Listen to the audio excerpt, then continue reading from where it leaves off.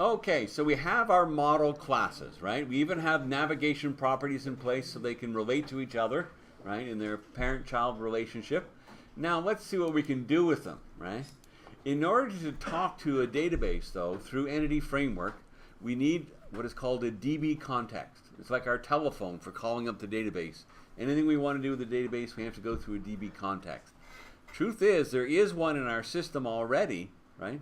If I come to the data folder, which by the way wouldn't even exist in our solution folder here if I hadn't checked off that individual user accounts option, right? That's where this comes from. But inside the data folder, there's a migrations folder and an application DbContext. So application DbContext is a DbContext of a particular type, an identity DbContext, set up for the identity system. So it already has certain extra features needed for our security or logins and so on, right? So we need our own DbContext separate from this, okay? So we're going to create our own. Trouble is, okay, because .NET Core uses this dependency injection system, which is fabulous, right? It also kind of complicates things a little bit. Last time through the course, we were just using .NET Framework. I could just make a new class, have an inherit from DbContext, and that was it. I was done, right? Now there's like 3 or 4 files where you have to go in and set configuration settings and so on to use it. So it's easier to make use of a wizard. The problem is the wizard sucks. Okay, so there's this issue, right? I'll show you better I'll explain it by showing you better than talking about it more. So what I'm going to do is I'm going to go to the controllers, and this wizard is available as I add a new controller, right? I'm going to right-click controllers and say add, and look at that. Sometimes Visual Studio does this. Because of the context of what I started with, because I right-clicked on the controllers folder, it's suggesting that, oh, you probably want to add a controller, right? So it's anticipating my need. I could go to new item, new item, and get it there as well, but since it's offering, I'll take it, right? So we're going to add and scaffold an MVC controller with views using Entity Framework, right? We're not an API controller, an MVC one. So I'll click add.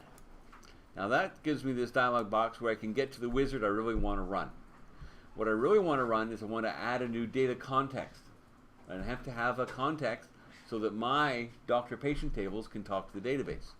Well, I see in the drop-down list there's that one for security, but that's not what I want, right? So I want to click the plus sign. Okay, there's a plus sign here, new data context. That's, yeah, that application one, that's for security, right? So here, now I get the add data context dialog box come up. Now, I know you're justified in saying I'm just too particular about things, but there are certain things that bug me. You see, it's suggesting here, it's fully qualifying where it's going to create this context. That's the name of my solution. .models means it will be in the models namespace and created under the models folder and so on. I don't know, just right away that doesn't make sense to me. The models folder should be for things like doctor and patient, you know, my business models, right? This is more data related, if you ask me. The application DbContext is under the data folder. So I would prefer to see this under data, right, as where it should live in my solution. It's a minor thing, it'll work in models, but I like to just change the code here since I have opportunity. I'll just replace models with data. So now it'll be created under my data folder instead of under the models folder. Small thing, but personally I prefer that. Okay, medical office core context. I might shorten that up a little bit, just it's a mouthful. I'll take off core. Okay, so the whole fully qualified path is the name of my project, .data.medical office contact. Click OK. There we go, and that's selected in the drop-down list now. Truth is, it hasn't actually done anything yet, right? I have to let this wizard finish in order for it to actually create this data context. So I have to pick one of these classes. So I might as well pick doctor or patient, doesn't matter. Notice there's some options here. There's checkboxes for things like generate views, okay, reference script libraries, use a layout page. We want to leave all those checked on. Controller name is suggesting would be doctors, plural, right? Because that makes sense. A collection of a doctor objects would be doctors, right? Doctors controller. So I'll click add. And it'll run. Oh, I have a build error. Oh, that's something I forgot to. After adding those classes, I should have done a build. I failed. Well, I probably just have an extra character somewhere. Yeah. I'm missing a curly brace, or I have one extra, one or the other. Probably. There we go. It was just in my copy paste. Okay. So just, I'll do the build again. So I'm good. I'm building fine. So I'll just repeat that process. Add controller.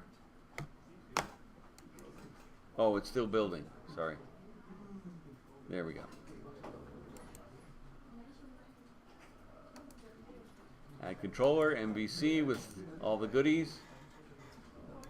Yeah, it didn't finish, so I have to do that over again. Oh, at least it remembered models. Oh no, I don't want models, I want data.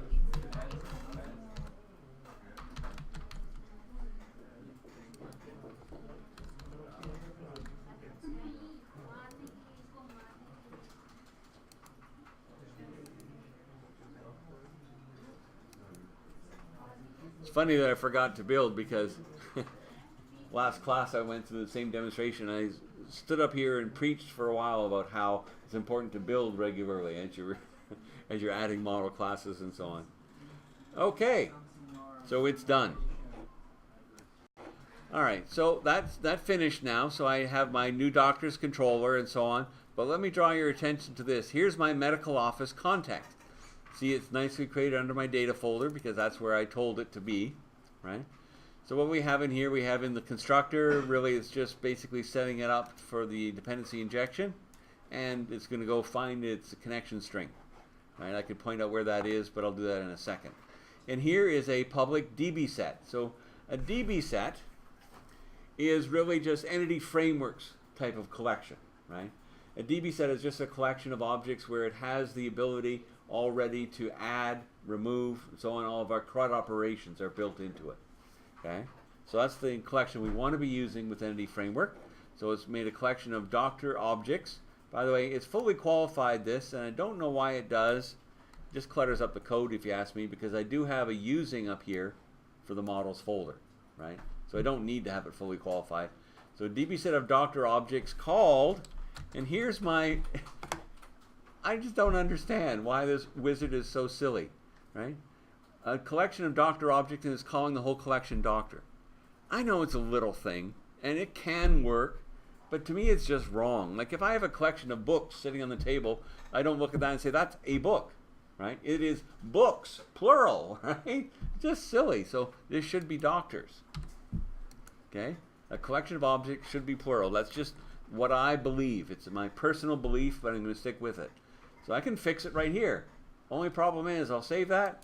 Now I broke my controllers because when it scaffolded the controller and the views, there were all kinds of references to the doctor collection of doctor objects, right? Well, fortunately, it's really easy to scaffold that again, right? What I have to do first, the safest thing to do, is come to the controller, the doctor's controller, kill it, delete it, press the delete key. Yes, delete, gone, okay? Come down to views. There's that doctors folder with all these 5 views created. Just select the doctors folder and delete. No big deal, right? We haven't done any work customizing it yet, right? So now I'll do it again, but now it will have the DB set for doctors, right? So I'll come back up here to controllers, right click, add controller, repeat the step. Now this time though, I already have the DbContext class that I've fixed, right, by pluralizing the name of the DB set.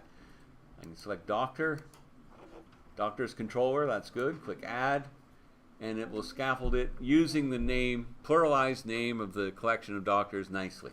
Everything works good. Yay!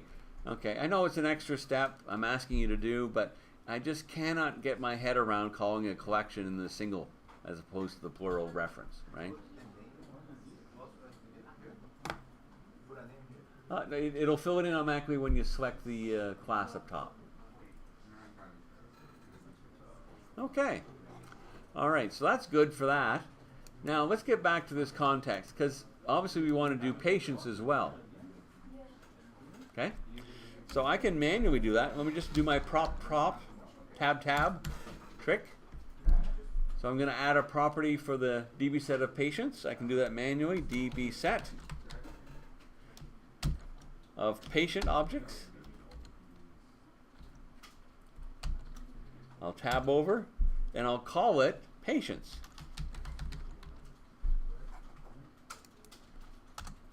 There we go. So now I'm ready. I could create my controller and views for my patients as well, right? Maybe I'll go ahead and do that. No harm. I'll add the controller, MVC5 controller. For this time, it'll be the patient object, the patient class. It'll be the patient's controller. Make sure that I'm on the same context object, which I would be by default. And I'll scaffold the controller and all the views for the patient as well.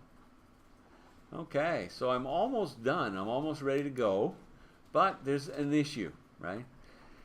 The changes I want to make next to the DbContext relate to, maybe I'll stop and start recording to break this up.